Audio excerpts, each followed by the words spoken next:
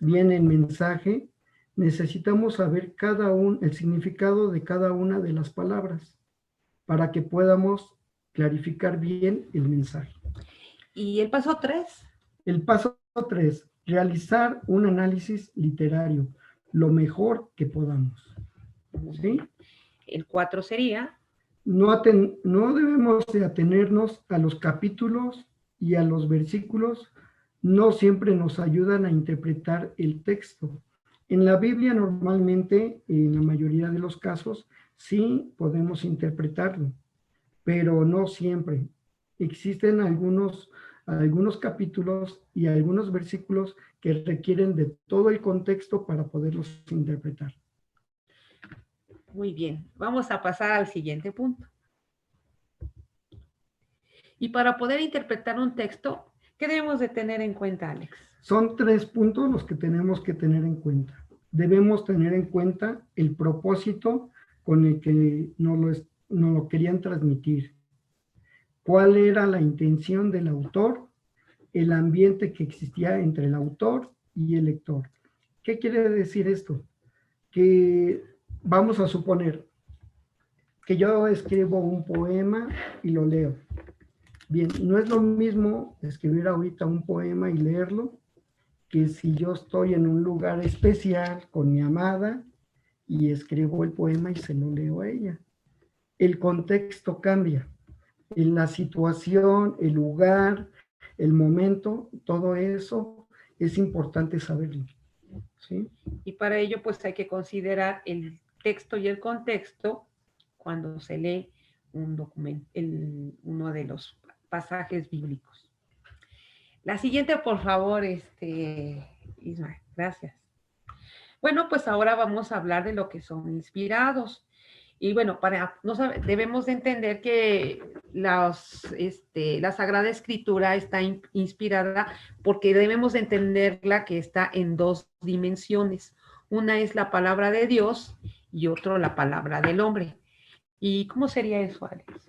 Bien, para la palabra del hombre es necesario normalmente cierta ciencia, ¿verdad? Cierto estudio.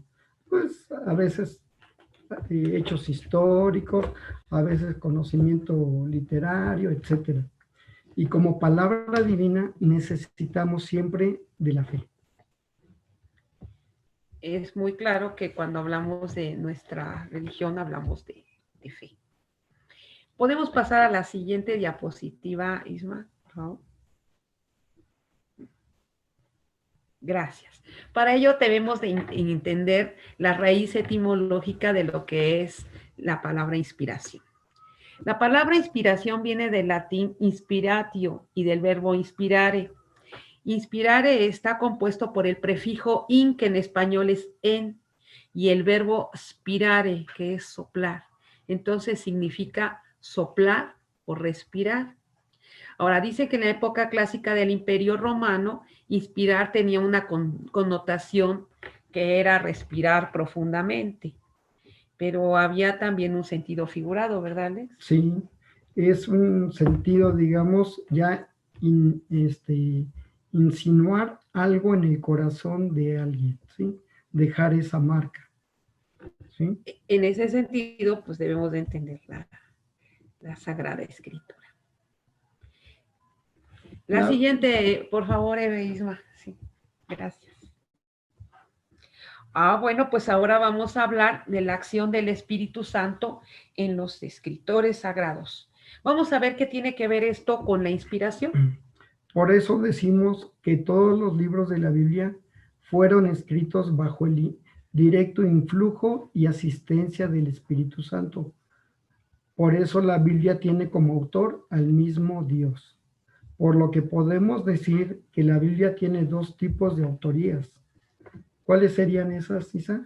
Pues es el mismo Dios a través del Espíritu Santo y por los escritores secundarios, por los autores que son los autores secundarios o conocidos como escritores sagrados, que viene siendo la parte humana, es decir, los hombres. También estos escritores sagrados les denominamos escribas. La siguiente diapositiva, por favor. Gracias. Ahí estamos viendo entonces la acción del Espíritu Santo en los escritores sagrados y se da en 3 niveles, Alex. ¿Podrías explicarlo, por favor? Sí. Dios se sirvió para escribirla de algunos hombres santos que se han llamado escritores sagrados, como mencionamos. Con todo lo anterior, podemos, en el número 2, podemos concluir que todos los libros, los 73 libros de la Biblia, son inspirados. Y por último, el Concilio Vaticano II reconoce que todos los libros de la Biblia, con todas sus partes, son sagrados y canónicos. ¿Qué quiere decir esto? Que siguen los cánones de nuestra religión, ¿sí? De la Iglesia, ¿sí? Entonces, la Iglesia es la que se encarga de cuidar la Biblia y cuidar todos estos escritos canónicos. Y lo reconoce que son inspirados.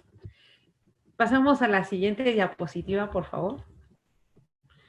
Bueno, y entonces, ¿cuál fue la acción del Espíritu Santo que ejerció sobre los escritores sagrados? Bien, el Espíritu Santo, en primer lugar, ilumina el entendimiento para comprender lo que Dios quería decirnos, ¿sí? El Espíritu Santo es el que se acerca con los escritores sagrados y los va a iluminar para que ellos sepan el mensaje. Y el siguiente punto, les envió la voluntad para que quisieran escribir todo y solo lo que Dios quería decirnos, especialmente, ¿sí?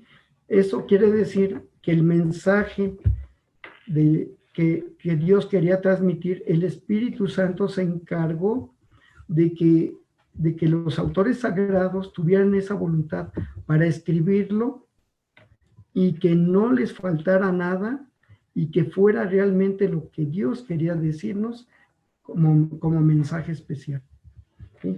Y por último, también los cuidó para que no se equivocaran. ¿Qué quiere decir esto? Ya lo veremos más al ratito, pero él se equivocó y de alguna forma los inspiró para que fuera perfecto toda su redacción y todo lo que escribían, ¿sí? Y no hubiera error. Esto lo vamos a decir. Vamos a pasar a la siguiente diapositiva. Bueno, este hecho de inspiración nos lleva a hacer algunas reflexiones importantes, ¿no? Que siempre nos cuestionamos. Y son reflexiones importantes que nos cuestionamos al momento de estar en contacto con el mensaje bíblico del texto, ¿verdad? ¿Y cómo se da esto? Bien, Dios habla en la Biblia por medio de los hombres con un lenguaje humano, ¿sí? Y la mayor parte de los autores que escribieron el Antiguo Testamento son desconocidos.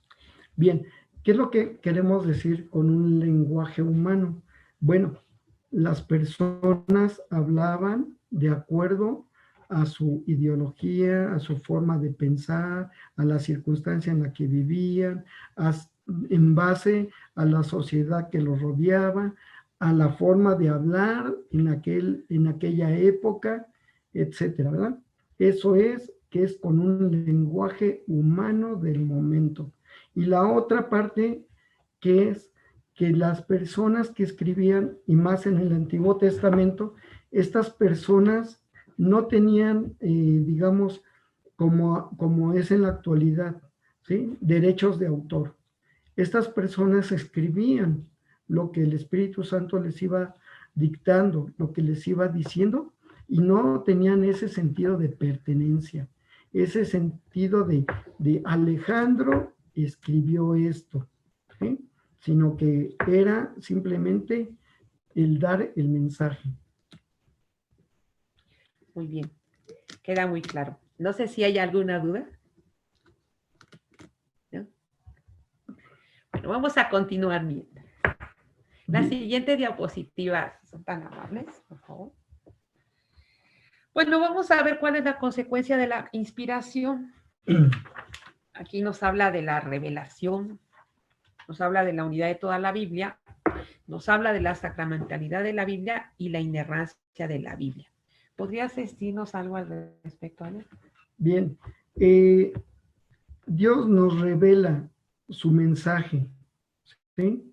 Nos hace llegar esa información. Si nosotros abrimos la Biblia con fe, podemos sentir, es lo que le decía, es sentir, podemos ver ahí la palabra de Dios, ¿sí? Es la revelación de la palabra de Dios cuando abrimos la Biblia, pero hay que abrirla con fe y con devoción. La unidad de toda la Biblia. Bueno, aunque la Biblia son 73 libros en 73 o más tiempos, ¿sí? En diferentes circunstancias, en diferentes momentos, con diferentes diálogos o formas de hablar, etcétera, tiene la Biblia la unidad. ¿Por qué? Porque la Biblia está hecha o está redactada por un solo autor, que es Dios. Por eso la Biblia está inspirada por Dios, ¿sí? Y la sacramentalidad de la Biblia. Bueno, la Biblia es un sacramento, es un signo visible, palpable, ¿sí? Por eso es la sacramentalidad de la Biblia. Y la inerrancia de la Biblia. La inerrancia de la Biblia, vamos a explicarla con detalle en la siguiente diapositiva.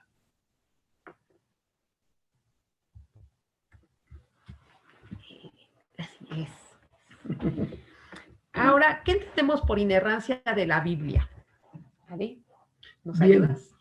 Siendo la Biblia inspirada por Dios, toda su doctrina es palabra de Dios y en ella no puede haber errores o falsedades, porque es divina y es de Dios. Que entre la Biblia y las ciencias naturales no puede haber oposición, porque tienen al mismo Dios como autor y creador, ¿sí? Este punto es muy importante, porque la Biblia no nos da momentos, una historia, no nos da fechas de tal fecha y pasó esto. No es en base a la ciencia, ¿sí? Realmente es un mensaje.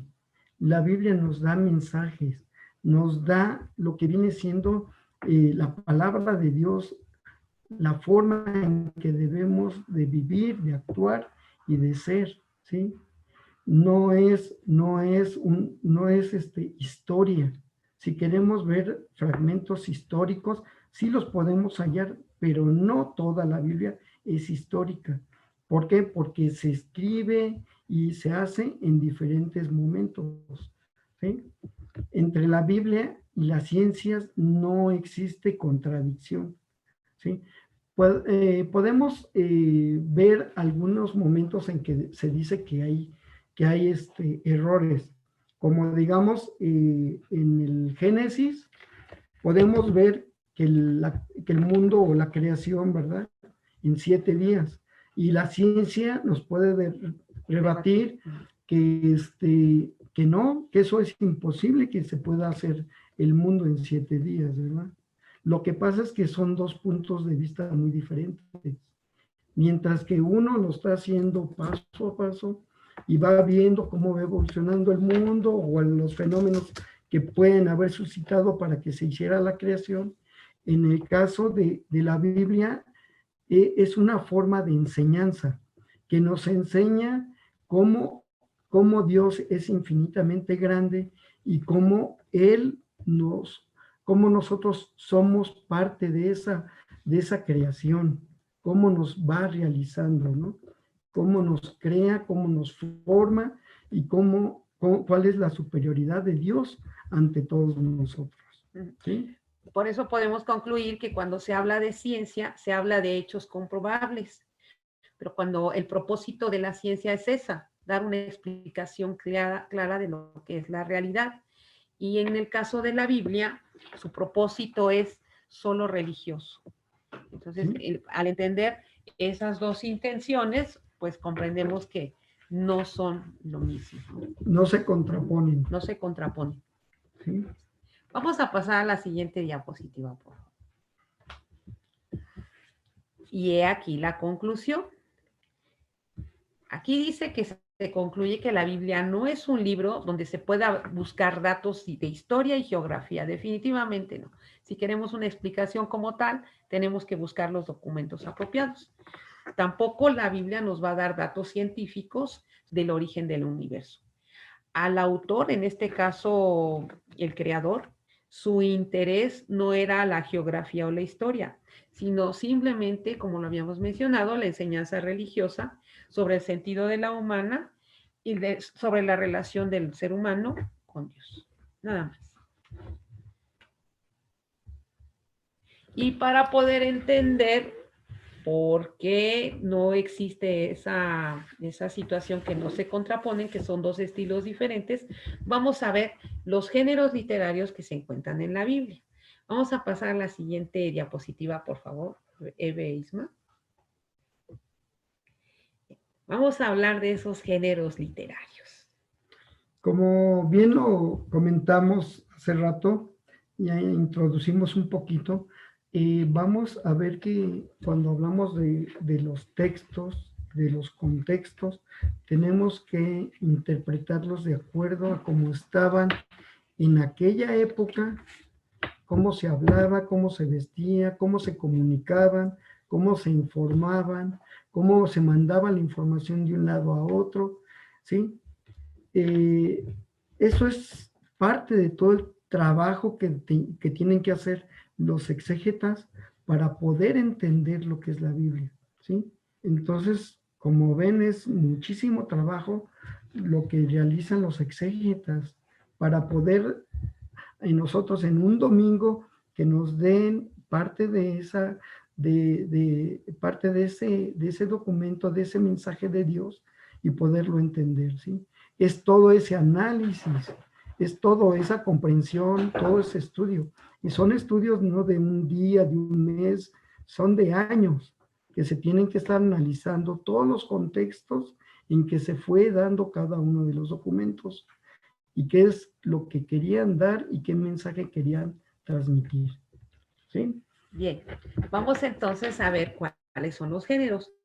Los géneros literarios que integran la Biblia, pues son en la actualidad, algunos de ellos ya no son muy usados, no son muy visibles, son otros ahorita más comunes, uno de ellos pues el género de la novela, el cuento, pero en el caso de la Biblia existen otros y eran los que se manejaban en la antigüedad, por eso el mensaje a veces es, no se interpreta o no se tiene claridad con ello, hay que entender cuál es el texto y el contexto, es decir, en aquella época cuáles son esos géneros con los que se utilizaron para poder explicar el mensaje. A continuación los vamos a mencionar. Por favor, Isma, lleve la siguiente diapositiva. Bien, para reforzar qué se entiende por género literario, debemos de entender que son diversos modos de hablar que utilizan los escritores de una determinada época y lugar para expresar sus sentimientos y transmitir un mensaje. Lo que habíamos dicho, ¿no? La Biblia se hizo, son 73 libros escritos en diferentes épocas, en diferentes lugares, con diferentes formas de hablar, etcétera. Pero todos van sobre un mismo mensaje, ¿sí? Todos van enlazados para darnos un mismo mensaje, ¿sí? La siguiente, por favor. Gracias. Bueno, pues uno de esos géneros son los textos narrativos. ¿En qué consisten los textos narrativos? Pues son los autores, en este caso los escritores, cuentan la historia de Israel y en esos relatos hay una diversidad y entre ellos tenemos el relato, que narra acontecimientos reales o ficticios en los que se involucra el pueblo de Israel. Bien.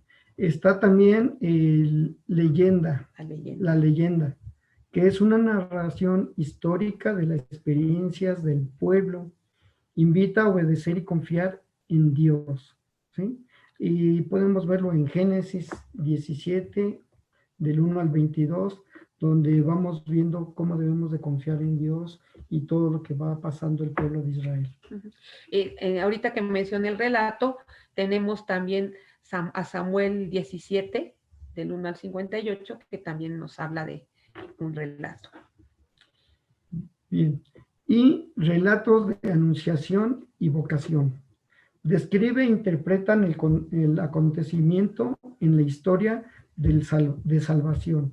La aparición del ser celeste, su nacimiento del Hijo, se dice la imposición del nombre, profesión, etcétera. ¿Sí? Podemos ver aquí, en este tipo de relatos, que sí nos dan cierta información histórica.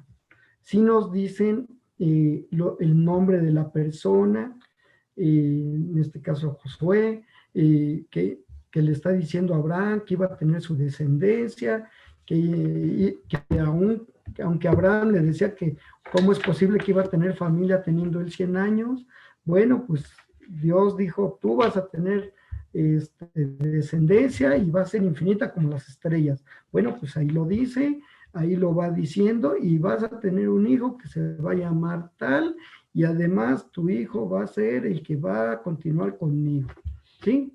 O sea, nos va describiendo paso a paso lo que va a pasar y proféticamente lo que va a suceder. Y bueno, entendiendo esta parte del texto y el contexto, comentábamos que, bueno, no significa que vivió 100 años, sino simplemente que cuando había una persona mayor, decían, esa persona tiene como 100 años, no precisamente porque los tuviera como tal. Sí. O sea, son de las cosas que hay que entender, ¿no? Es como ver ahorita decir, el padre Abraham tuvo más de 200 años. Bueno, es que una persona no puede vivir más de 200 años. Bueno, pero si lo vemos, es que existen escuelas, existen escribanos, etcétera, que son los que siguen los pasos de cada uno y los van anexando y se va anexando, y por eso es que se va generando el pasaje del padre Abraham. Sí, y por eso, generación a generación. Y eso es la actividad de los exégetas, ¿sí? Esa actividad de los exégetas que tienen que estar estudiando y analizando los sucesos y los pasos uno por uno hasta concluir todo lo que es el mensaje. ¿Sí? Bien, y tenemos también dentro de estos textos narrativos los relatos de milagros, que básicamente son los que se hablan en los evangelios, que es la naturaleza del mal y del bien en las personas, y cómo se dan los reconocimientos o la curación de algunas personas. ¿Sí? Pasamos al siguiente diapositiva, por favor. Gracias. Otro género literario son los de tradiciones jurídicas. Aquí el autor nos quiere dar un mensaje sobre la conducta jurídica y moral del pueblo, ¿no? Pues aquí vemos cuando se está proclamando la palabra y se está al mismo tiempo dando testimonio personal, ¿no? Al mismo tiempo que es como se dice, lo van demostrando con actos y hechos. Bien, no sé si recuerden, ahorita acabamos de pasar una semana muy importante. Ahorita que hablamos de este tipo de lo que es la tradición jurídica, cómo fue el proceso de la condena a Dios, ¿no? A Jesús. A Jesús. ¿Sí? ¿Cómo lo condenaron? ¿Sí? ¿Cuál era la conducta jurídica y la parte moral del pueblo? ¿Sí? Y cómo cómo se movió toda esa parte, cómo no se cumplieron tantas disposiciones de los romanos que tenían ellos para poder condenar a una persona a muerte, que no les importó todo lo que transgredieron y muchas cosas así. Entonces, este es un tipo de narración, ¿no?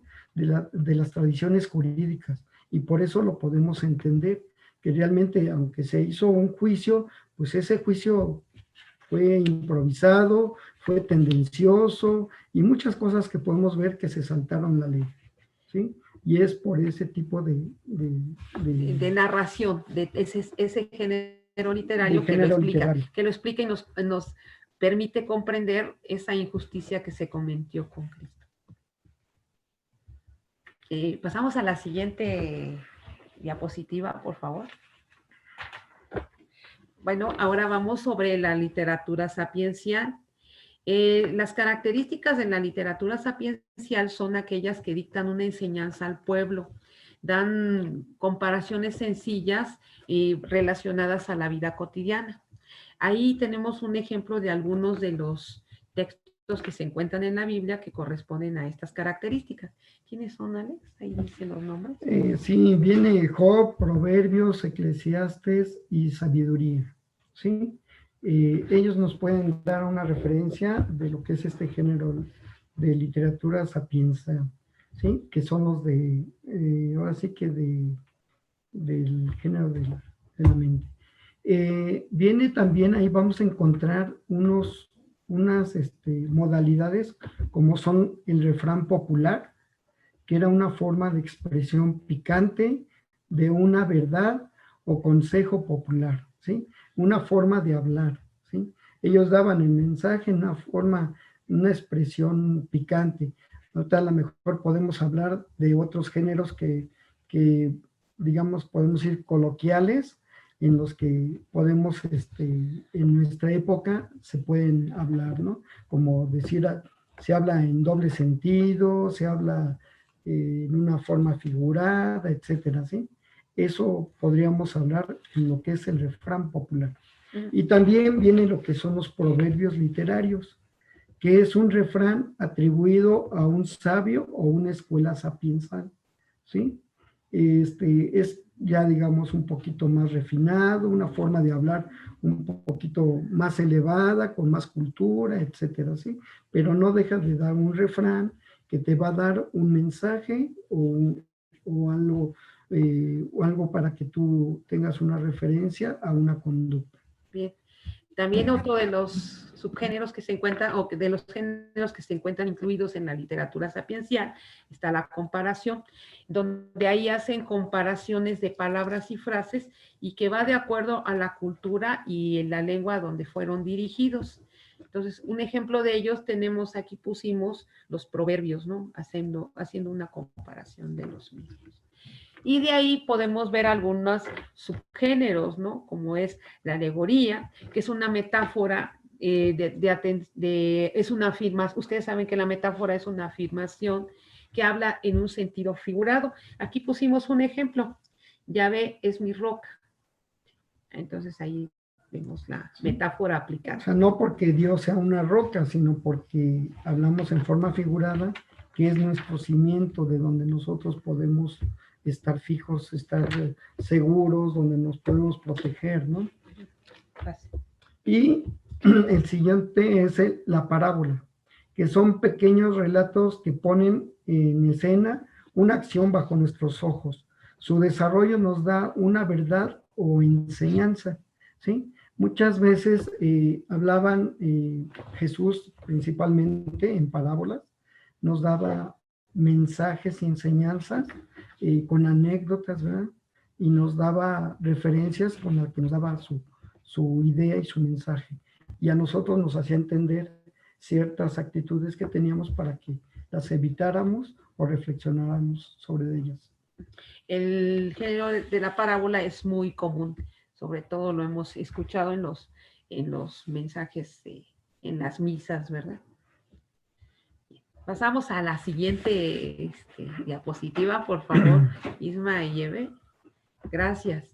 También hay otro de los géneros literarios que se encuentran dentro de la Biblia, que son las novelas bíblicas, o también denominadas Midrash. Los Midrash, igual que las novelas bíblicas, ¿verdad? Comunican la palabra de Dios como toda novela a través de un hecho concreto. Como ejemplos, pues tenemos a Ruth, a Tobías, Esther y a Judith. Que ahí los anotamos, ahí están las imágenes alusivas, ¿no? Alusivas a esos contextos. A mí me gustó al inicio Judith porque ahí podemos ver los hechos concretos, ¿sí? Les voy a leer un fragmento de aquí de la Biblia.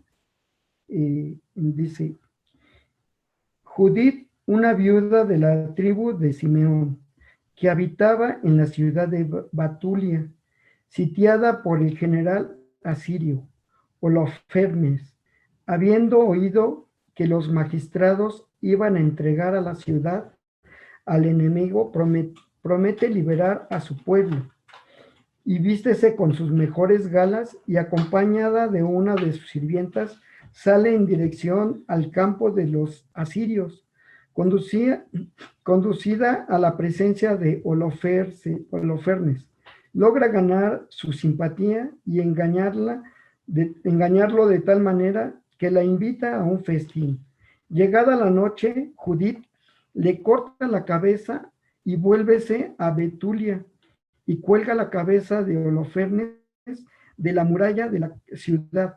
Los asirios, al ver al cadáver ensangrentado de su general, emprenden la huida. ¿Sí? O sea, cómo nos da un hecho histórico y todas las referencias, qué es lo que hace y cómo es que salva a su pueblo, ¿verdad? Esto es un género de novela bíblica, ¿sí? Lo que viene siendo un midrash. Bien, vamos a pasar a ver otro género literario. Hay muchos. El siguiente es los himnos y las odas. Los himnos y las odas son poesía ceremonial que corresponde a cánticos de alabanzas. No informan, pero sí nos invitan a alabar a Dios. Un ejemplo de ellos son el cantar de los cantares, los pasajes de Job, los salmos y algunos proverbios, entre otros. Ahí tenemos algunos ejemplos de esas imágenes, en imágenes para que. Pasamos al siguiente género. Bien. Este género, el apocalíptico, es un género literario en la Biblia, muy importante porque se usan muchos símbolos, imágenes, sueños, para poder contar las cosas de manera que las entienda solo los indicados. Es el género literario más difícil de comprender. Por ejemplo, los libros de Daniel y el Apocalipsis.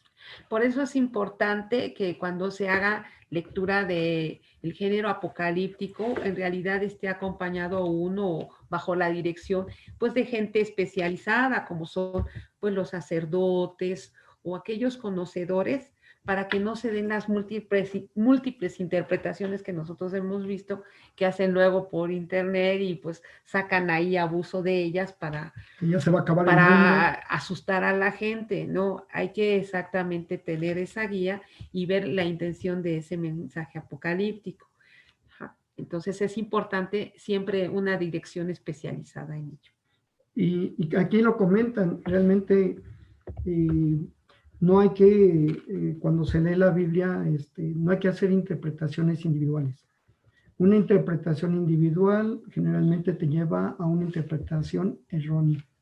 Entonces, siempre hay que leerla con fe, pero en grupo, para poder tener un mejor estudio, ¿sí? Y comprensión. Pasamos ahora al siguiente género. Y bueno, pues están los de tradición profética. ¿Y en qué consisten, Alex?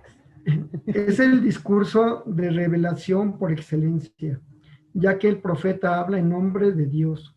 Sus oráculos son de varias clases y también podemos ver que hay sentencias, invectivas, acción judicial, debate, lamentación y salvación. Bien, bueno, esta palabra de invectivas sí como que no es muy común, ¿verdad? ¿Nos podrías aclarar un poquito? Sí, no crean que está mal escrita, se llama invectiva. El sentido del término es que es fuerte, que es contundente. Y recuerden que algunos de los pasajes bíblicos, pues el mensaje es muy claro, es muy fuerte, es muy directo. En eso radica el término de ser invectiva.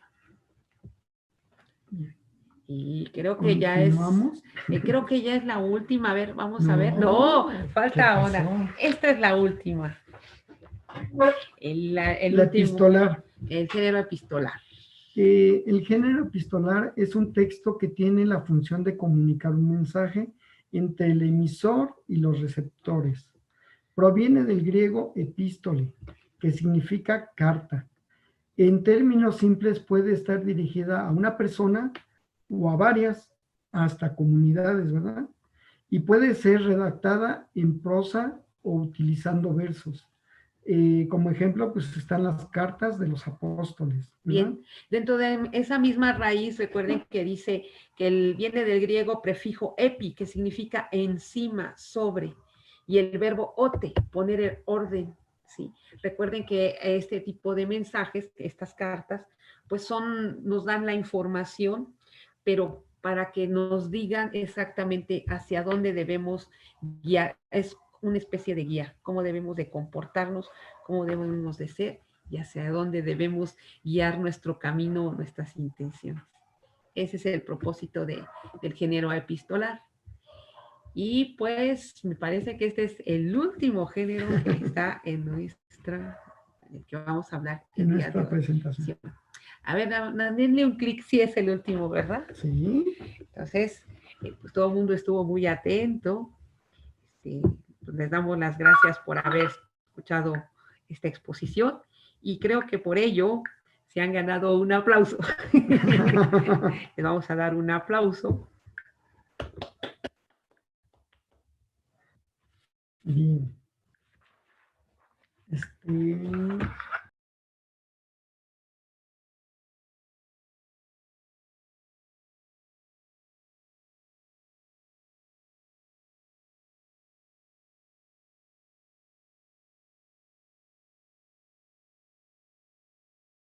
Versos, prosas, poemas.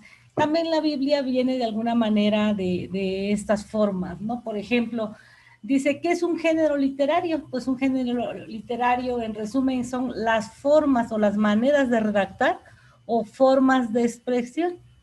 En este caso, en la Biblia, pues los más tocados son el histórico, el profético, el poético, el epistolar, el evangélico, el apocalíptico, el parabólico, la novela. En este caso nos vamos a centrar, porque ya vimos todos esos tipos de géneros, las cartas, las historias, ya lo vimos, pero ahorita nos vamos a centrar en el género parabólico, porque muchas veces ahí, de alguna manera, estamos muy, o cuando leemos los evangelios, ¿no? Muy familiarizados que Jesús hablaba en parábolas. Y a veces nos preguntamos por qué hablaba en parábolas, porque no les decía las cosas directas. Y ahorita nos vamos a centrar en el género parabólico. Y bueno, una de las razones que Jesús hablaba en parábolas es porque así era su enseñanza de alguna manera, o así evangelizaba a sus discípulos, porque de alguna forma les tenía que dar herramientas, armas, para que en ningún momento ellos cayeran en contradicciones, sobre todo con las personas que eran pues sus enemigos, ¿no? De alguna manera, porque nunca va a haber una perfección total, ¿no? Sobre todo como seres humanos, nosotros terrenales, el único perfecto, pues Jesucristo, ¿no?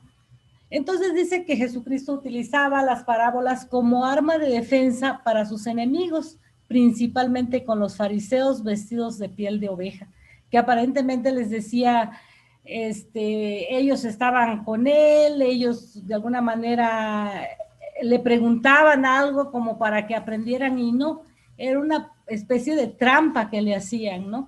Entonces le hacían preguntas y siempre él no les decía lo que ellos querían escuchar. Él siempre les hablaba en parábolas de alguna forma para que lo entendieran, pero sin él caer en su trampa o decir, bueno, es que tú me dijiste que la apedreáramos, por ejemplo, caso de la mujer, ¿no? Pues tú dijiste que la apedreáramos y la matáramos, ¿no? Él dice, bueno, el que esté libre de culpa, que tire la primera piedra, ¿no? Y finalmente todo el mundo se fue alejando y dijo, bueno, una parábola de alguna forma de que eres tú, no tienes ningún pecado, eres limpio de corazón, pues hazlo. pero finalmente ellos mismos analizaban que pues no había esa pureza total, ¿no? Próximo. Aquí viene la tabla. Uh-huh. Para eso vamos no sé si tengan por ahí una hojita, una pluma. Vamos a hacer un cuadrito. Ahorita que salga el cuadrito. ¿Qué pasa con el cuadrito? Ya después de que tú me digas para ok. Vamos a hacer un cuadrito, así como está aquí. Y ¿ya lo presentamos? sí.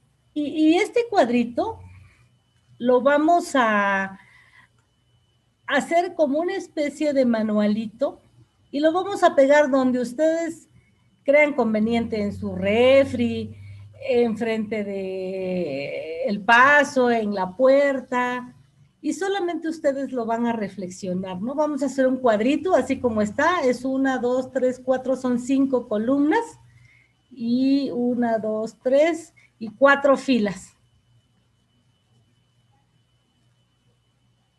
Lo vamos a hacer así y vamos a poner, ahorita de hecho, igual en la Biblia, vamos a buscar en su Biblia Mateo 13, del 1 al 23. Y vamos a hacer este cuadrito. Y vamos a poner, primero, vamos a poner del lado, está del lado de rojo, el tipo de terreno.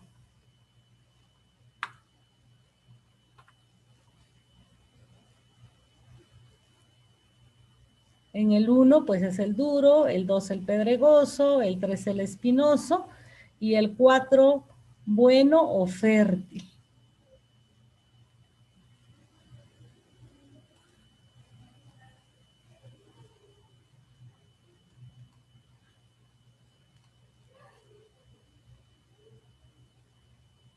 Y el siguiente dice, ¿qué pasó con la semilla? Pues en el primer cuadrante que vamos a tener, que es, se la comieron los pájaros. En el siguiente cuadrante se secó. En el tercero se ahogó. Y en el cuarto creció y dio fruto.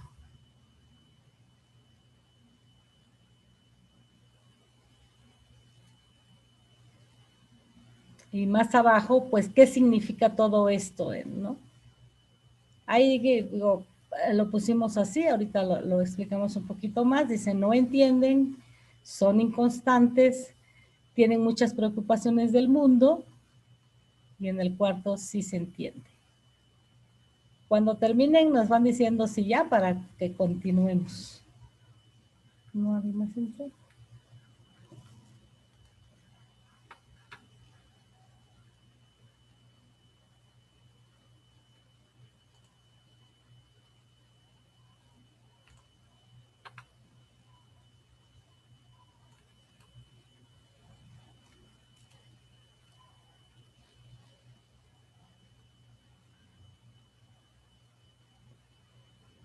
Aquí está. Alex, no sé si tienes ahí de leer. Alex,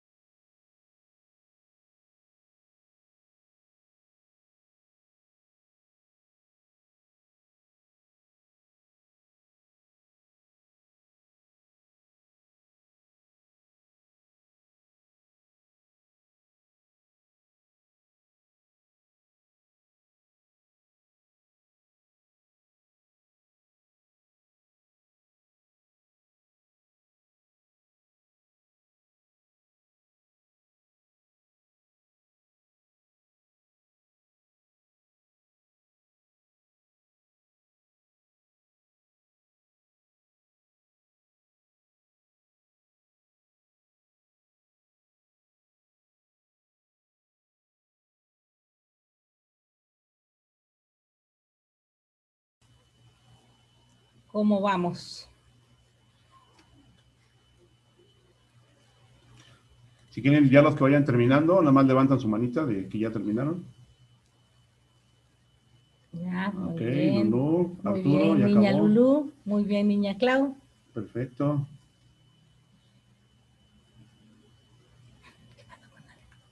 Ah, no sé, todo eso con-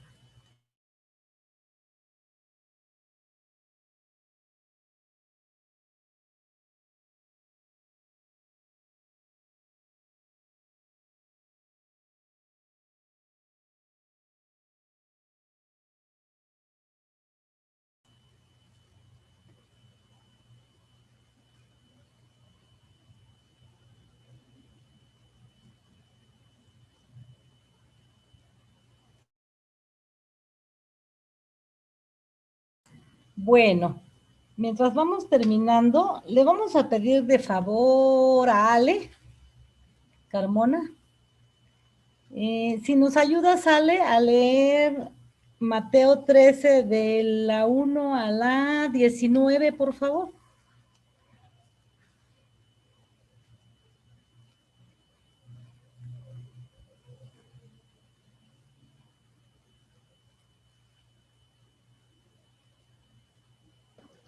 Sí, voy. Mateo capítulo 13, versículo del 1 Al al 19. 19.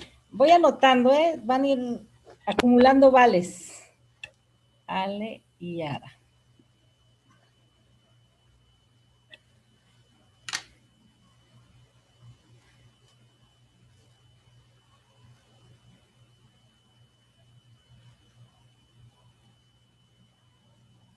De Carmona.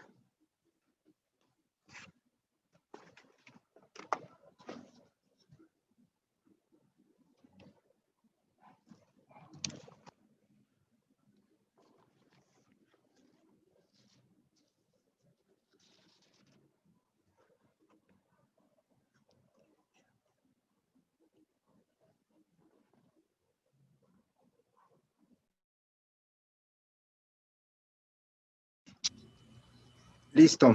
Gracias. Dice, la parábola del sembrador. Ese día Jesús salió de casa y fue a presentarse a orillas del lago. Pero la gente vino a él en tal cantidad que subió a una barca y se sentó en ella, mientras toda la gente se quedó en la orilla. Jesús les habló de muchas cosas usando comparaciones o parábolas. Les decía, el sembrador salió a sembrar, y mientras sembraba, unos granos cayeron a lo largo del camino. Vinieron las aves y se los comieron. Otros cayeron en terreno pedregoso, con muy poca tierra, y brotaron enseguida, pues no había profundidad. Pero apenas salió el sol, los quemó y por falta de raíces se secaron. Otros cayeron en medio de cardos. Estos crecieron y los ahogaron. Otros granos finalmente cayeron en buena tierra y produjeron cosecha, unos al 100, otros al 70 y otros al 30 por uno. El que tenga oídos, que escuche. Los discípulos se acercaron y preguntaron a Jesús, ¿por qué les hablas en parábolas? Jesús le respondió, a ustedes se les ha concedido conocer los misterios del reino de los cielos, pero a ellos no. Porque al que tiene se le dará más y tendrá en abundancia, pero al que no tiene, se le quitará aún lo que tiene. Por eso les hablo en parábolas, porque miran y no ven, oyen, pero no escuchan ni entienden. En ellos se verifica la profecía de Isaías. Por más que oigan, no entenderán, y por más que miren, no verán. Este es un pueblo de conciencia endurecida. Sus oídos no saben escuchar, sus ojos están cerrados. No quieren ver con sus ojos, ni oír con sus oídos, y comprender con su corazón. Pero con eso habría conversión, y yo los sanaría. Dichosos los ojos de ustedes que ven, dichosos los ojos de ustedes que oyen. Yo se lo digo, muchos profetas y muchas personas santas ansiaron ver lo que ustedes están viendo y no lo vieron. Desearon oír lo que ustedes están oyendo y no lo oyeron. Escuchen ahora la parábola del sembrador. Cuando uno oye la palabra del reino y no la interioriza, viene el maligno y le arrebata lo que le fue sembrado en su corazón. Ahí tienen lo que cayó a lo largo del camino. Palabra del Señor. Gloria a ti, Señor Jesús.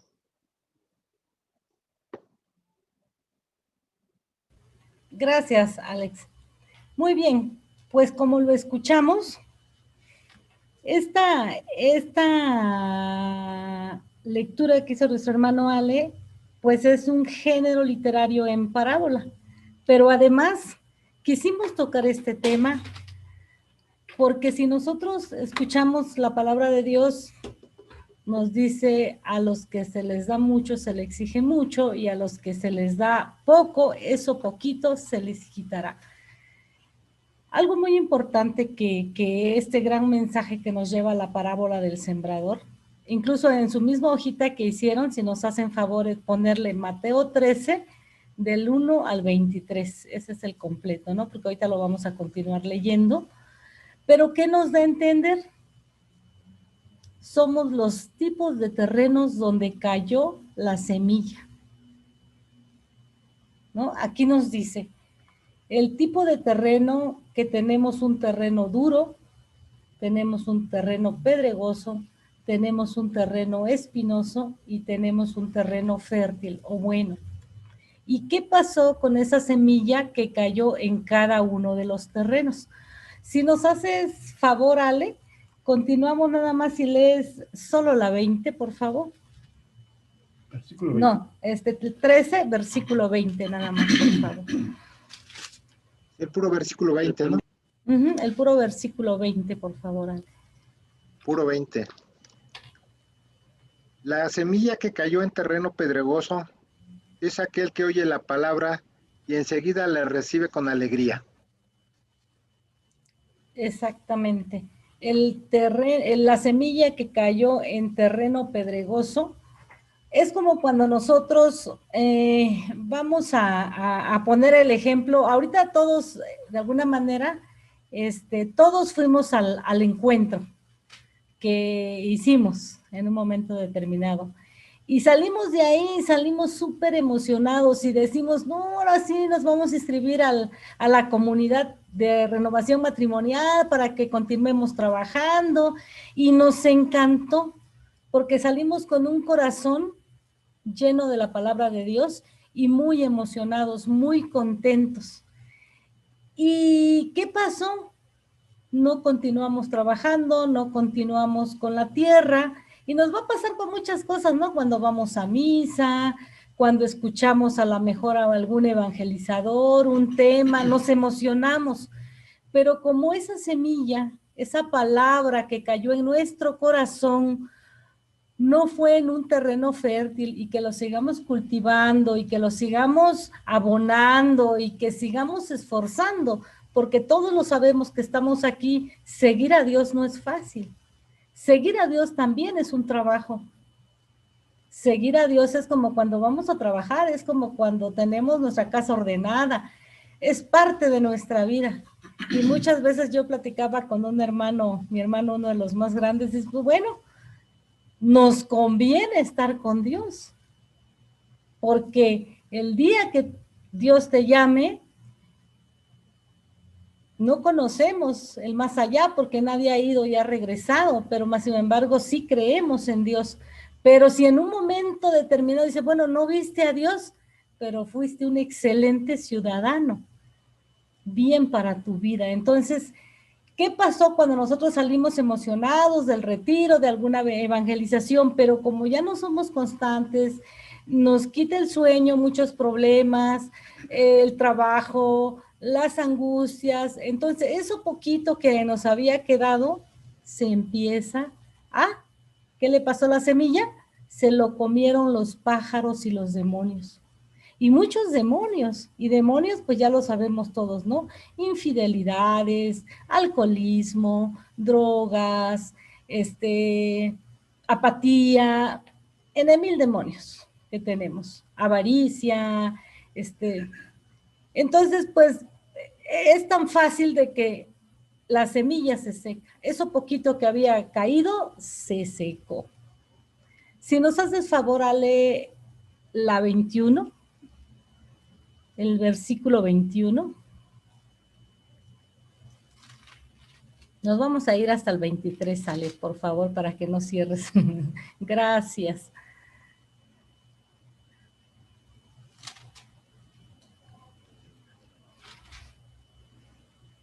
En él, sin embargo, no hay raíces y no dura más que una temporada. Apenas sobreviene alguna contrariedad o persecución por causa de la palabra. Inmediatamente se viene abajo. Muy bien, gracias, Ale. ¿Qué pasa con la siguiente semilla en el terreno pedregoso? Se secó, nos dice. ¿Y qué nos dice? Que apenas viene una adversidad y la semilla se secó, y la palabra se secó, y nuestra fe se desprende. Llegó la pandemia, llegó una enfermedad a casa, llegó el alcohol a la casa, llegó la droga a la casa, y es muy fácil que pierdas la fe, y que digas, no, pues mira, ¿qué caso tiene que yo haya estado ahí, que haya estado insistiendo, y pues mira ahora cómo estoy? O muchas veces lo sabemos, incluso está la medicina de la homeopatía, que es una cosa maravillosa, que muchas veces ellos practican y dicen, bueno, hay enfermedades, sí, pero tú como ser humano, prácticamente la medicina está en ti, en tu fe, en tu optimismo, y lo podemos comprobar ahorita con la pandemia. Yo de verdad me admiré mucho de Sarita y Rodo, de que a pesar que pasaron lo que pasaron, con mucha vitalidad, ahí vamos, y muchas veces nuestros miedos nos consumen. Pero ¿qué pasó con nuestra fe? Pues sí, era muy poquita, que llegaron los miedos, llegaron los demonios, llegaron muchas cosas, y la semilla se secó. Por eso es muy importante, hermanos, que continuemos todos. Si nos haces favor, Ale, la 20... ¿Cuál fue? La 23. 22, La continuamos con la 22. 22, perdón. La semilla que cayó entre cardos es aquel que oye la palabra. Pero luego las preocupaciones de esta vida y los encantos de las riquezas ahogan esta palabra y al final no producen fruto. Gracias, Alex. Dice que cayó en un terreno espinoso. Y nos dice prácticamente en este cuadrante de que cayó en un terreno espinoso la semilla. ¿Qué pasó? Pues muchas veces nos ocupamos de los bienes materiales, de las cuestiones que pasan en el mundo, preocupaciones, oye, muchas veces en nuestras pláticas, no, oye, la contaminación está lo que da, ¿qué va a pasar con nosotros? ¿Qué va a pasar con nuestros hijos? Y nos empiezan a angustiar tantas cosas que nos quitan el sueño, ¿no?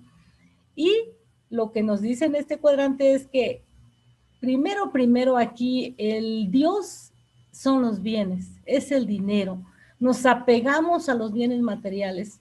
Sabemos que en esta parte todos tenemos trabajos, todos tenemos compromisos, en mil cosas. Si vives en una ciudad, si vives en un pueblo, si vives donde vivas, tenemos muchas ocupaciones.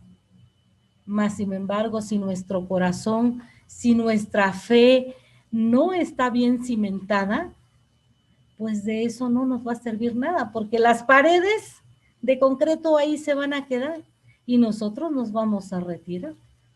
Y primeramente Dios a vernos con el Señor. Entonces, este cuadrante nos enseña que esta semilla cayó en un terreno espinoso y nos angustia tanto en la vida y sí nos pasa, y yo creo que a todos, ¿no? Nos quitan preocupaciones y a veces te quitas el sueño, ¿no? Despiertas y dices, es que me preocupa la pandemia, el trabajo, pero finalmente no lo vas a poder resolver porque no duermas una noche o 5 horas o 6 horas, ¿no? Si tu corazón, tu mente y pones tus problemas en manos de Dios, claro, ocuparnos, ¿no? Ocuparnos en lo que nos corresponde a nosotros como terrenales y pones las cosas en manos de Dios, wow, pues es maravilloso. Entonces aquí la semilla, ¿qué le pasó? Se ahogó, tampoco tuvo éxito. ¿Por qué? Porque la palabra, pues sí, era lo último que yo tenía como prioridad. Si nos haces favor, Ale, el último, el versículo 23. Claro. La semilla que cayó en tierra buena es aquel que oye la palabra y la comprende. Este ciertamente dará fruto y producirá 100, 60 o 30 veces más. Gracias, Alex. Aquí cayó la semilla, pero la semilla cayó en tierra fértil. ¿Y qué pasó? ¿Qué pasó con todo esto? Dice, creció y dio fruto. Un corazón bueno y un corazón abierto. Sí entendió la palabra, sí pudo penetrar su palabra a nuestro corazón. Y cuando vengan adversidades, vengan enfermedades, vengan problemas del mundo, pues vamos a tener y vamos a ser capaces de poder resistir. Nos conviene estar en un momento determinado como tierra buena o tierra fértil. ¿Por qué? Porque si cae en terreno duro, pues es un corazón duro.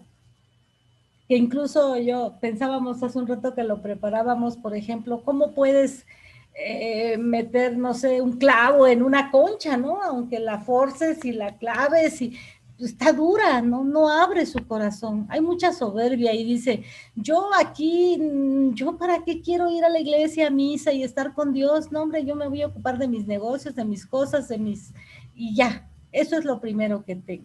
En el segundo, que es el terreno pedregoso, pues siempre va a haber obstáculos. Ahí son las personas, vamos, o somos cuando hay 1000 obstáculos. Es que tengo que ir a trabajar, es que no puedo, es que me enfermé, es que, a veces entro, a veces no entro, a veces oro, a veces no oro. Somos inconstantes. Y nuestra fe, ¿qué está pasando? Cada día se está debilitando. Y va a llegar un momento que pues ya no, a lo mejor ya no voy a entrar. ¿Por qué? Porque ya hay el dicho mexicano que tenemos que dice, santo que no es visto, no es adorado, no es venerado, ¿no? Entonces, prácticamente tenemos que ser constante y nos pasa a nosotros como matrimonios, ¿no? No sé, yo he visto historias, por ejemplo, hay esposas que el esposo se va al norte a trabajar y lleva 1 año, 2 años y el niño ya va a salir de la universidad y lo dejó bebé. Y pues no sé qué pase, ya después nada más una llamada por semana, por mes, por año, y ¿qué va pasando con el amor? Se va alejando. Así nos pasa con Dios, ¿no? Si yo no estoy ahí, si no hago mi oración, si no me sigo cultivando, no nos seguimos evangelizando, y nos pasa a todos, y nos vamos a ir alejando poco a poco. En el terreno espinoso, pues igual, ¿no? Nos agarramos de los bienes materiales y todos tenemos cosas que hacer. El trabajo, la casa, el coche, en 1000 cosas. Pero ¿qué pasa donde cayó la semilla en tierra buena? Pues yo no lo conocía, pero cayó en mí y ahora yo acepto y voy y hago un esfuerzo. Y también, como decíamos, ¿no? Seguir a Dios es una gran labor. Entonces, hermanitos, ese es un género literario que nos habló Jesús en parábolas. Además, cómo nos va narrando, que de alguna forma al final, si lo leyéramos así con sin haber conocido más a fondo, quizás no le podríamos entender, ¿no? Ahorita, gracias a Dios, que ya estamos ahí aprendiendo todos, entonces vamos entendiendo qué nos decía nuestro Señor con estas parábolas, y digo, maravillosas parábolas. Muy bien, seguimos. Y esa hojita lo podemos pegar, ¿para qué? Nosotros ya lo hicimos también, para saber, cada quien se va a calificar en qué terreno estoy, en el duro, en el pedregoso, en el espinoso o en el buen terreno. Ustedes analícenlo y digan, bueno, yo era duro, yo era pedregoso, yo era espinoso, pero ahora ya soy terreno fértil. Y esa hojita, cada que la vean, les va a recordar cómo vamos a ir cultivando ese terreno en cada corazón, en cada matrimonio y en cada familia. Por eso esa hojita la deben de tener, pues a la vista, donde ustedes lo vean más seguido, ¿no? Gracias, hermanitos. Próximo. Muy bien, pues vamos a ver rapidito un video, que es el video precisamente de la parábola del sembrador.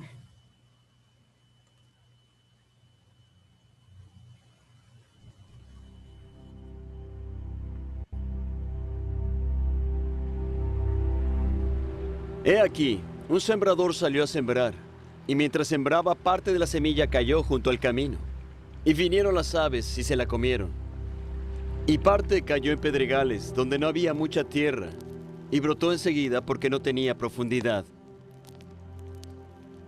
Mas cuando salió el sol, se quemó, y se secó porque no tenía raíz. Y parte cayó entre espinos, y los espinos crecieron y la ahogaron. Y parte cayó en buena tierra, y dio fruto, cual a 100, cual a 60, y cual a 30 por uno. Quien tiene oídos para oír, oiga.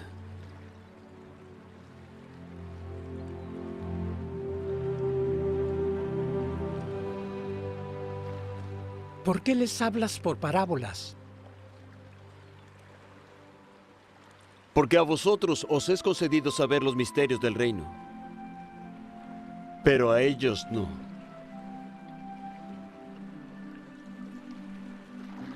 Porque a cualquiera que tiene, se le dará y tendrá más abundancia.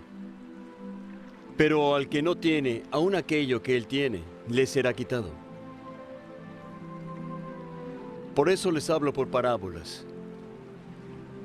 Porque viendo, ellos no ven. Y oyendo no oyen ni tampoco entienden. Así se cumple en ellos la profecía de Isaías que dice, de oído oiréis y no entenderéis.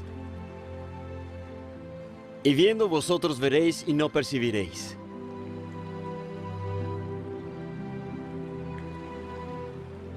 Porque se les ha engrosado su corazón y con los oídos oyen pesadamente. Y han cerrado sus ojos, no sea que vean con los ojos y oigan con los oídos y entiendan con el corazón y se conviertan y yo los sane.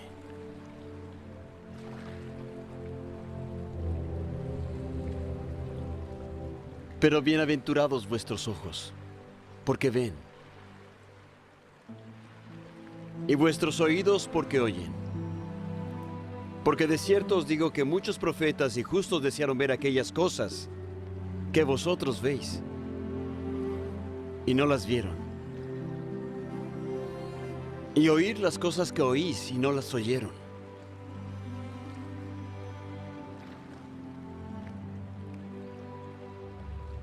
Oíd entonces la parábola del sembrador. Cuando alguno oye la palabra del reino y no la llega a entender, viene el malo y arrebata lo que fue sembrado en su corazón. Este es el que fue sembrado junto al camino. Y el que fue sembrado en pedregales, este es el que oye la palabra y de inmediato la recibe con gozo. Pero él no tiene raíz en sí, sino que es temporal. Y cuando viene la aflicción o la persecución por la palabra, enseguida se ofende. Y el que fue sembrado entre espinos, este es el que oye la palabra. Pero el afán de este mundo y el engaño de las riquezas ahogan la palabra y se hace infructuosa. Mas, el que fue sembrado en buena tierra, este es el que oye la palabra y la entiende. Y el que da fruto, y da uno a 100, y otro a 60, y otro a 30.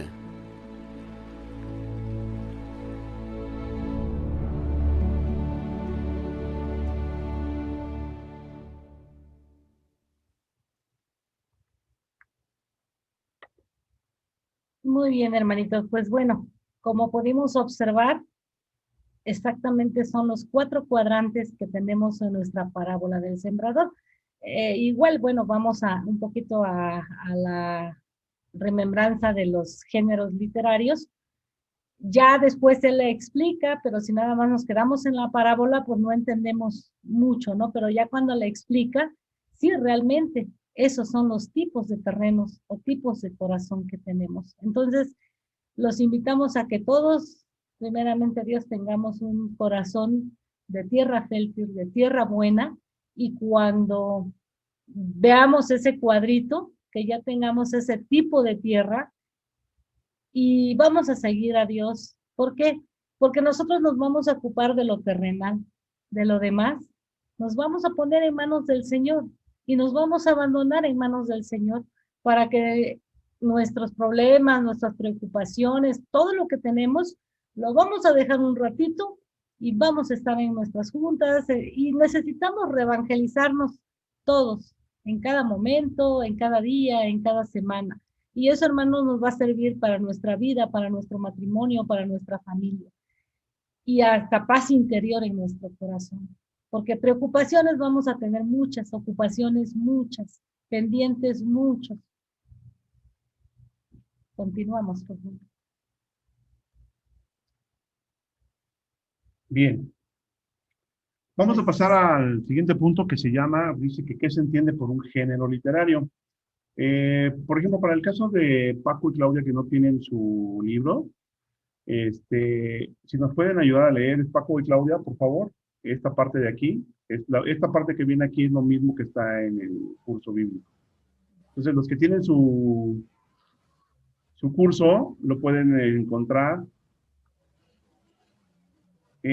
si alguien me indica ahí, porque yo no tengo el manual a la mano, es en la segunda lección, las últimas páginas. Prácticamente esto ya lo habíamos visto, digo, estamos haciendo como una remembranza de la lección 2 o lectura 2, ya lo habíamos visto con Ale y con Isa, pero bueno, para que quede un poco más claro, nos vamos a ir a 24 y 25.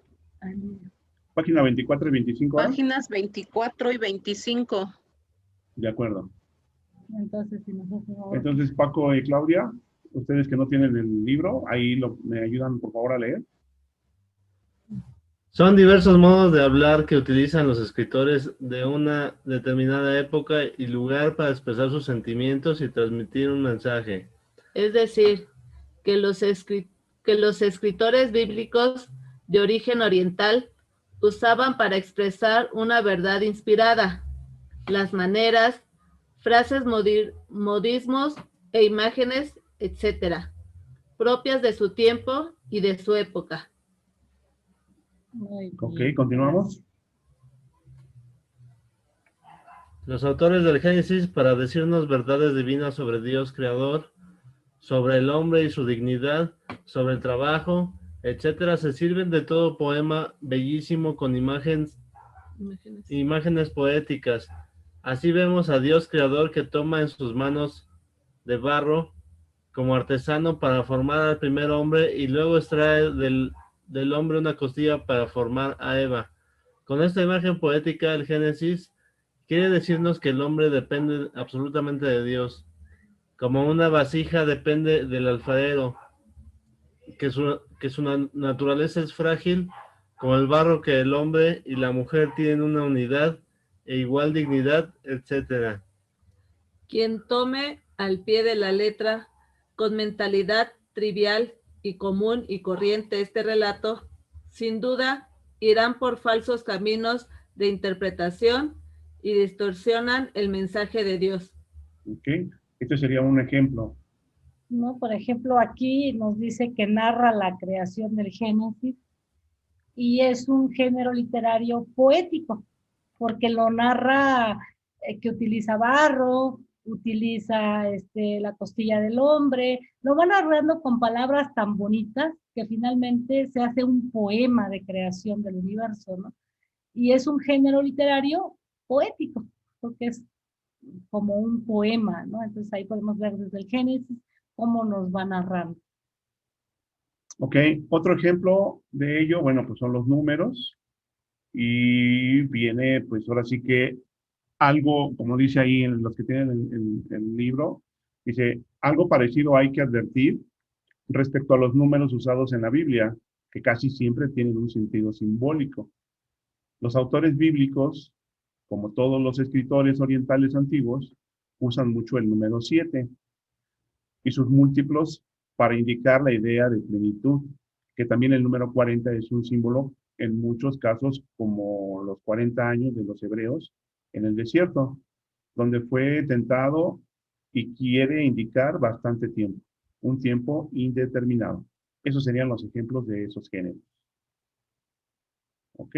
Y bueno, y algunos géneros más, ahí mismo, en el siguiente texto que utilizamos en el libro, como lo dice el padre, dice que es uno de los géneros literarios más usados en la Biblia, es el Midrash. Recuerdan que eso, bueno, la semana pasada, bueno, lo comentamos.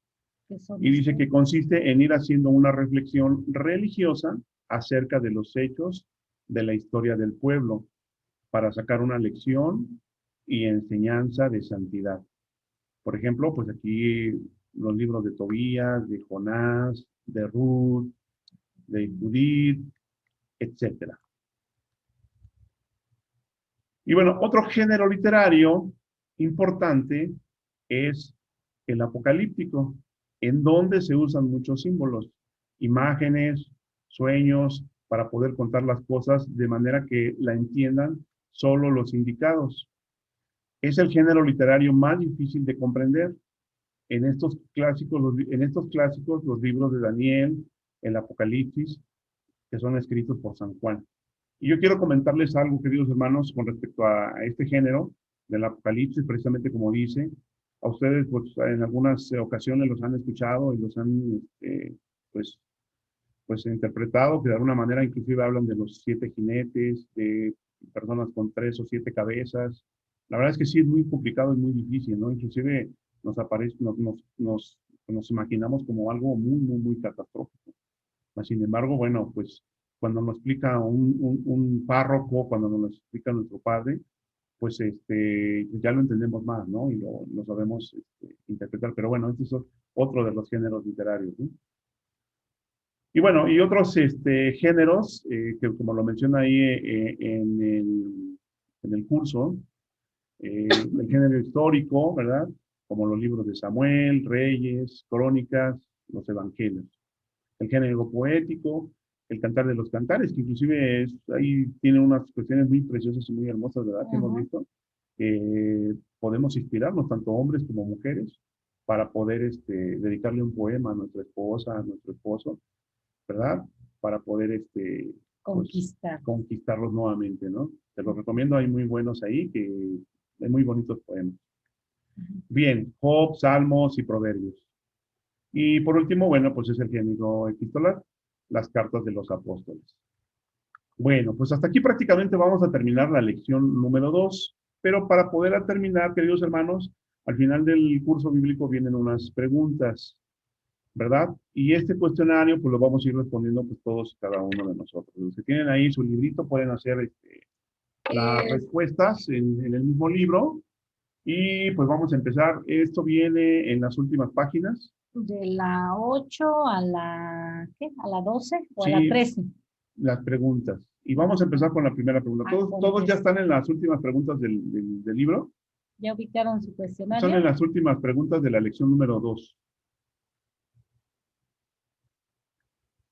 Vamos a ir pasando a la primera.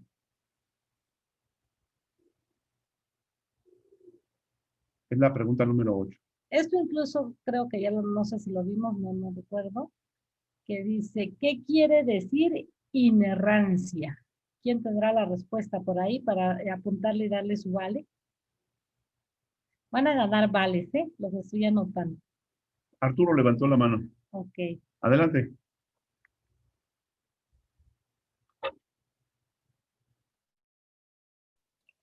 Perdón, estamos abriendo el micrófono.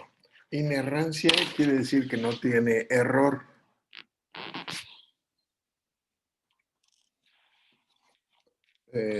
No sé qué más podría yo agregar, pero la palabra de Dios no tiene error. Por eso es inerrante. ¿Está abierto? Sí. Muy bien, felicidades.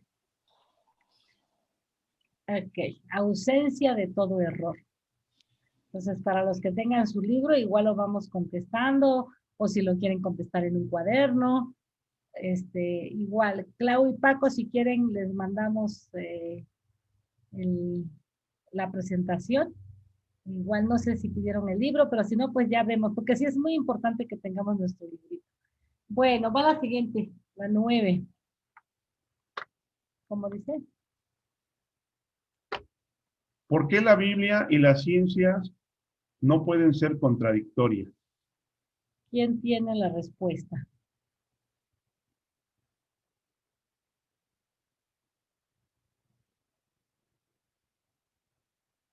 A la 1, a las 2, 2:30.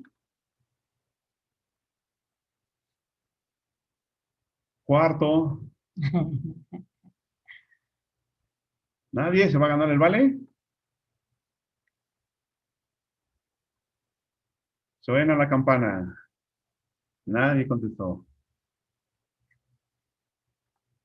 Porque tienen Porque tienen al mismo Dios como autor y creador. Esa sería la respuesta. Sí, porque nos narra, nos dice, la Biblia nos dice que, bueno, Dios creó, hizo en 7 días la creación, y la ciencia nos dice que en millones de años. Pero finalmente no se opone a la creación o a la negación.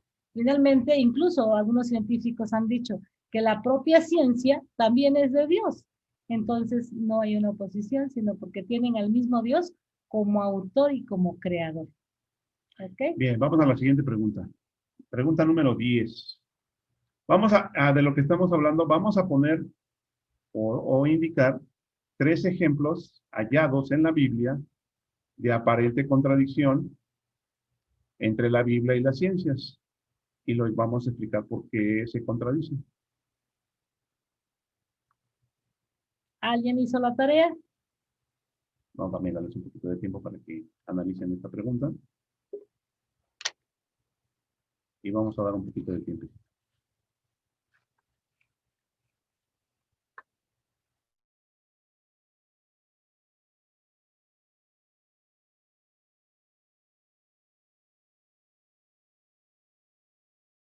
Lulú, Arturo, ¿ya están ¿Listos? listos? Oh, no, se van a ganar. Ellos creo que se van a llevar el A vale. la Tierra Santa. Pues no queremos llevárnoslo, pero bueno, ni modo. En Génesis habla de la creación, que dice que se hizo en 7 días, y en la ciencia dice que se hizo en millones de años. Entonces, pues esto es, no es contradictorio, sino que son formas de expresión únicamente en la Biblia, que para Dios, como dicen, un instante pueden ser millones de años, ¿verdad? En la Biblia está explicado. Para que la gente de ese tiempo pudiera entenderlo. Porque pues son tiempos que así se explicaban. Aquí te lo va a decir mi niña. A ver, díselo. A ver, ese alumno que está allá atrás, que le está soplando a los otros alumnos. En la Biblia está explicado de una forma que para la época pudieran entender, porque si les hablan de evolución, de que los átomos o sea, de un lenguaje científico, pues no sería comprensible. Está escrito de acuerdo al tiempo, de una forma que podían entenderlo ellos. Muy bien. Muy bien, ok. Muy bien, gracias. Bueno, ahí vamos.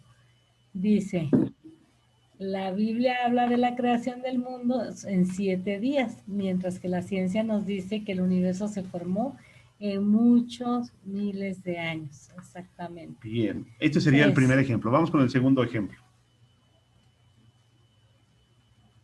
Aquí nos dice que en Jonás 1:17 dice, se cuenta que el profeta pasó 3 días y 3 noches en el vientre de una ballena. Y esto es humanamente imposible. Esa sería como una contradicción, ¿no? O una aparente contradicción. Si lo llevamos a la ciencia, dice, ¿cómo crees? O sea, ¿cómo pudiste haber vivido un humano en el vientre de una ballena? ¿No? Muy bien, vamos a la siguiente. Y por último, bueno, pues aquí sería el Génesis 6, de lo del diluvio universal. Ajá. Y exactamente ¿quién el que nos contestó, Mauricio?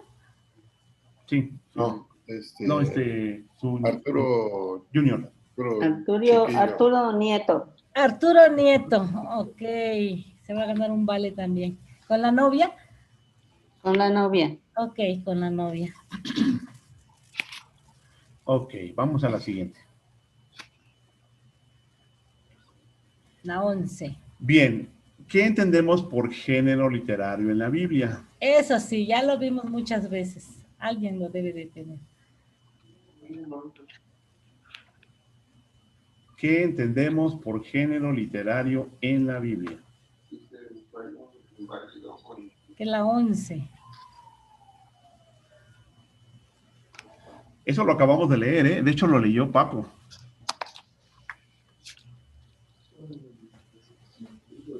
¿Nos regresamos? Son diversos modos de hablar que utilizan los escritores de una determinada época y lugar para expresar sus sentimientos y transmitir un mensaje. Muy bien, perfecto. Muy bien, niña Lulu. Tiene estrellita y sus vales. Y ya Son nos vamos diversos a callar, modos ya de les hablar, toca exactamente. a Alejandro y a Isabel y a Lucy y a Rafa y a los que sí. Muy bien. Son Ponle palomita ahí, por favor. diversos modos de hablar que utilizan escritores de una manera o de una determinada época, lugar para expresar sus sentimientos y transmitir un mensaje. Perfecto. La Muy 12. bien. Vámonos a la siguiente pregunta, ¿no? ¿En qué género literario fueron escritos los siguientes libros? Ahí pongan mucha atención, ¿eh? Ahí les va. Paco y Clau, ahí les va. Ustedes acaban de leer esa parte. ¿Sale? Libro de Tobías. ¿Qué género literario? Ya lo tienes ahí, la lengua está, Paco. Contéstala. Se van a la Tierra Santa con un vale. Parábola. A ver. ¿Sí? A ver. Es profético. Ok. El siguiente. Vamos con el que sigue. El libro del Apocalipsis. Eso está bien fácil. Ahí está Alejandro ya y Isa. Profético. Bueno, el libro, yo lo tengo como que es el otro, el que decías de Tobías, es de novela. Y aquí el libro dice que es Midrash. No es profético, Tobías. Chécate en el libro. Ajá. Libros de Tobías, Jonás, Ruth, Judith, etcétera. Ok, entonces quiere decir que la respuesta que está aquí está incorrecta. La pasada. Ajá, la de Tobías. De Tobías. Ok, lo vamos a checar entonces. Porque y yo lo tenía como novela también, y aparece aquí también como Midrash, que es novelesco. Ajá, novelesco. Bueno, entonces. Bueno, el del Apocalipsis. Ya. Eso está muy fácil. ¿Qué género literario es el libro del Apocalipsis? ¿En qué género literario fueron escritos los siguientes libros? Yo digo que es serie y es de 2 temporadas.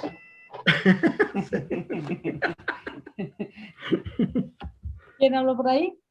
Bueno, son proféticos. Tobías está en históricos.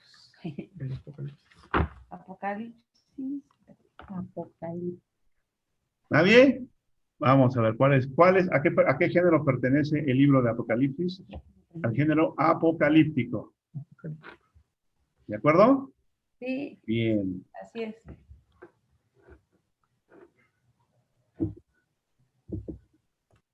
Ahí sí, esa está muy, la acabamos de ver. La carta de San Pablo. ¿A qué género literario?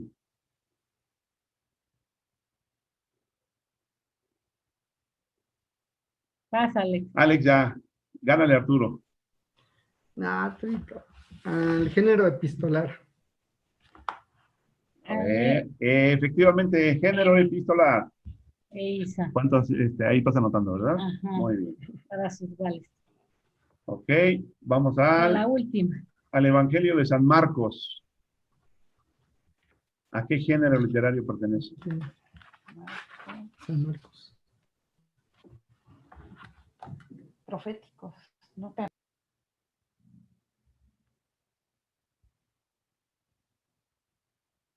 ¿Quién dice yo?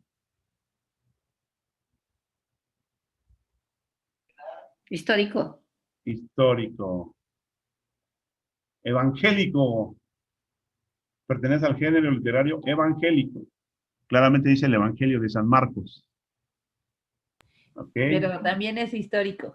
Sí, también, Sí, también es aquí histórico. ya está como más desmenuzado, pero sí también. También. Es histórico. Entonces, ¿es palomita o...? Palomita. Palomita. Perfecto. ¿Y el Cantar de los Cantares? Ese está Está bien súper. fácil. Fácil. Poético. Poético, claro. Sí, desde luego, pues sí. Aquí ya Poético. 3 vales. ¿Cómo quedó? Poético. Bueno.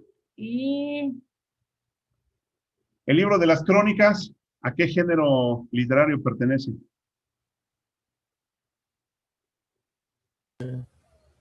Histórico. Histórico. ¿Quién contestó por ahí? Paco. Ponle ahí muy una bien, Paco palomita, y claro. Clau. Excelente. Muy bien. Muy bien. Bueno, pues Ya lo presento. no, ya no. Con esto prácticamente vamos a Muy terminar lo de la bien. presentación y son todas las preguntas que vienen en el libro. Y con esto prácticamente vamos a acabar nuestra lección número 2. Perfecto. Entonces, pues hasta aquí, queridos hermanos, vamos a terminar esta lección. Por ejemplo, de las lecciones que empezamos la semana pasada y con esta, pues ya con esta concluimos. Entonces, no sé si hay alguna duda, alguna cuestión ahí. Bueno, pues creo que está Si muy no claro, la ¿no? contestamos, la investigamos. O la...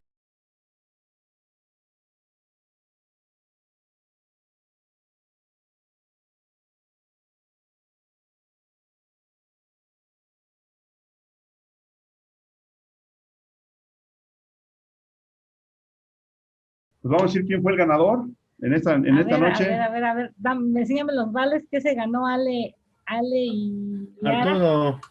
Arturo, a ver, ¿qué se ganaron? A A ver, ver, vamos a ver. ábrela. Ya lo tenemos por aquí. A ver. Aquí está el archivo. Bueno. Cierra esa. Espérame tantito. Ahí va.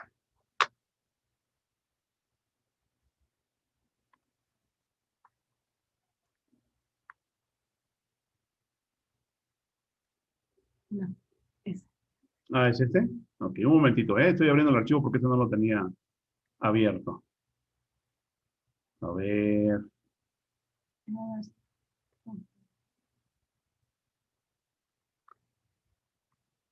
Ahí está, ¿no? Muy bien.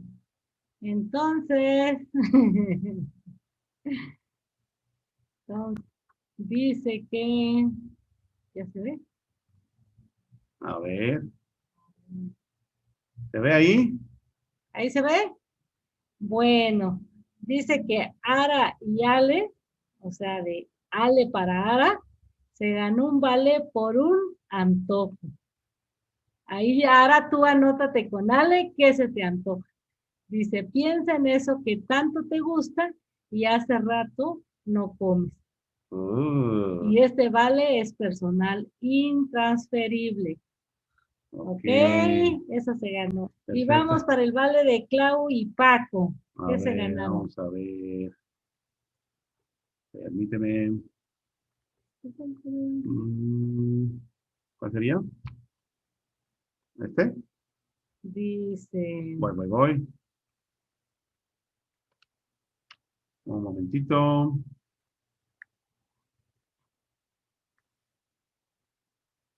A ver. ¿Alcanzamos, vale, con una respuesta? Esto está mejor que lo de López Obrador. Clau y Paco. Una cita Ay, en ahorita el no podemos lugar salir que por se la pandemia. conocieron. Ahí le vas a invitar a Clau y Paco. ¿No puede ser más cerca? Nos conocimos muy lejos. Pues no importa, vayan a recordar el momento. Ok. Bueno, entonces, el que sigue, El que ¿cuál es? sigue es para Arturo y Lulú. ¿Cuál es? Ahí tiene que ser una más grande. A ver. Ok. A ver, vamos a ver. A ver. Vale por una noche de pasión. ¡Ay, Arturito! Ahí está tu chocolatote. Ahí está tu Vale chocolatote. por una noche de pasión. Wow. Muy bien. ¿Qué más Ahora, falta? ¿qué le damos a Arturito Nieto? A ver. A ver, vamos a Arturito ver. Nieto. Vamos a darle su vale.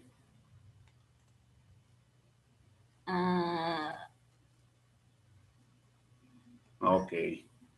Vamos a darle su vale de Arturito Nieto. ¿Ahí anda Arturito Nieto? De una vez. Sale. A ver, este es su vale. Ese es su vale de Arturito Nieto. De su plato favorito. Un atracón. Ahí a tus abuelos que se pongan a la altura. Ese es el vale que se ganó. De tu plato favorito. Muy bien. Muy Ese bien. es el de Arturito Nieto. Para Ok. Ale Isa, ¿qué tenemos? A ver, espera, está levantando la mano Ara. Adelante. A ver, Ara. adelante, Ara. Ale no escuchó. Ok. Para que al final le repiten. No, va de Por nuez, favor. va de nuez. Ok, la de Ara, la de La Alejandro. de Alejandro para Ara. Ah, de acuerdo, ok. A ver, ahí va. Espérame, déjame. Vamos a ver. ¿Cuál es entonces? ¿Esta? Va. Ahí va su vale. Listo. Ahí está. Listo, Alejandro.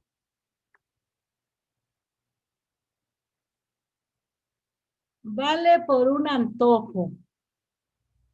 Ok, Ara. Es intransferible, Ara. Así que hazlo efectivo, por favor. Muy bien. Ahora, ¿qué se ganó Ale e Isa? Ok. A ver. Vamos a ver. Ale e Isa. Ya alcanzamos. Sí, alcanzaron.